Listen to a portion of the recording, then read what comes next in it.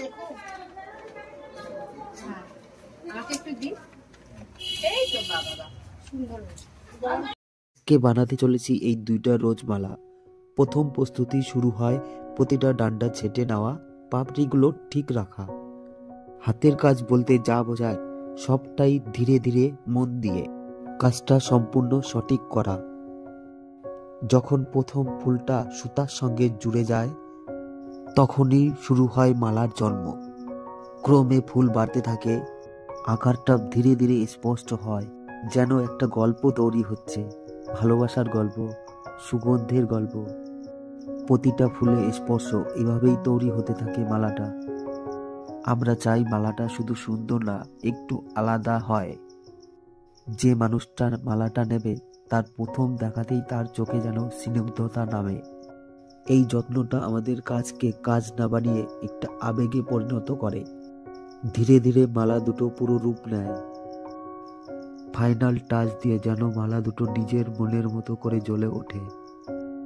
তারপর চলে আসে প্যাকেজিং। প্যাকিংয়ে থাকে আমাদের যত্ন, কারণ মালাটা তৈরি করা যতটা গুরুত্বপূর্ণ ততটাই জরুরি মালাটা সুন্দরভাবে পৌঁছে দেওয়া।